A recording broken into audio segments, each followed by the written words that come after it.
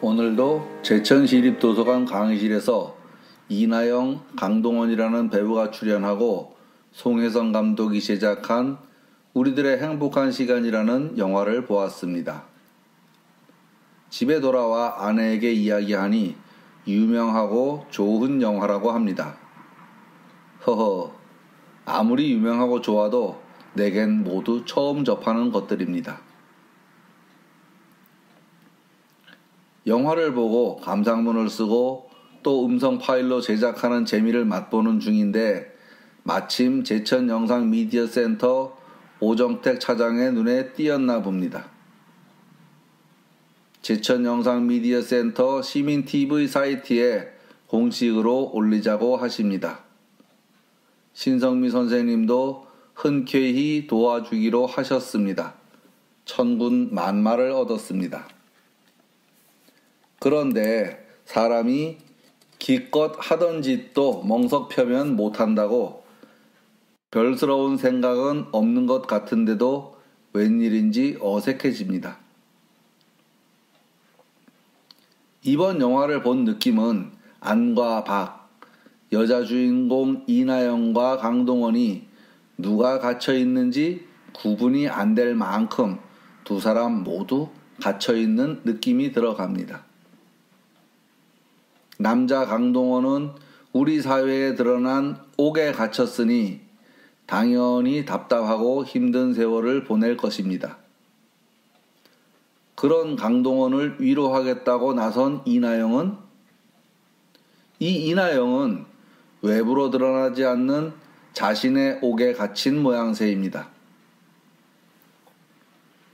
아마도 태초에는 옥이 없었을 것입니다. 상고시대, 동양으로 말하면 요순시대, 기독교적으로 말하면 아담과 이브의 시대에는 옥이 없었을 것입니다. 그런데 인지가 발전하고 사회가 복잡해지면서 다양한 욕구의 충돌로 인해 이 사회를 규율하는 것들이 필요해졌을 것입니다. 동양의 고전 가운데 예기를 넘겨보면 수많은 규율이 들어있습니다. 이 규율을 지키지 못하면 그것을 제재하는 수단으로 옥이 탄생했을 것입니다. 주역 서합궤를 살펴보면 이 옥에 관한 이야기들로 이루어져 있습니다. 처음에는 옥이 하나밖에 없었지만 점차 인지가 발전하면서 사방에 옥이 지어졌다고 합니다. 고대에는 오형 제도가 있었는데 이 형벌의 종류가 3,000가지나 되었다고 합니다.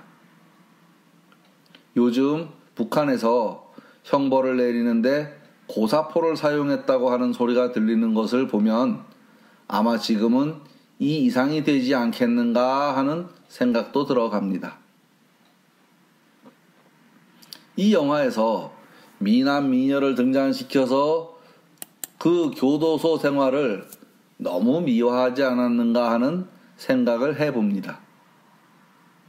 물론 사람의 목숨을 함부로 다루는 것이야 또 달리 생각해볼 문제가 매우 있겠지만 세상을 위한 교화의 수단은 가지고 있어야 하지 않겠는가 하는 생각은 들어갑니다. 고전에 소인은 어질지 못함을 부끄러워하지 아니하며 의롭지 아니함을 두려워하지 않는지라. 이로운 것을 보지 아니하면 권하지 아니하며 위험을 보이지 아니하면 징계되지 아니하니 작은 징계로서 크게 징계하는 것이 이 또한 소인의 복됨이 되는 것이다. 주역에서 말하기를 서합궤 초구효에 몸을 형틀에 메어두고 그 발꿈치를 베어버리니 허물이 없다. 고하니 이를 이르는 말입니다. 작은 경계를 두어서 크게 잘못될 것을 막는다 하는 말입니다. 사랑의 매라고 해봐도 될 것 같습니다. 이렇게 밖으로 드러나는 것이야 경계를 하고 징계를 한다고 하지만 마음속의 잘못은 밖으로 드러나지를 않으니 삼천번뇌가 머릿속을 맴도는 것은 스스로 벗어나야 하지 않겠습니까? 이 영화에서 이나영은 강동원을 통해서 자신의 옥을 벗어나는, 그리고 강동원은 형의 집행을 통해서 감옥이라는 굴레를 벗어나는 것으로 생각해 보아도 되지 않을까요? 감사합니다.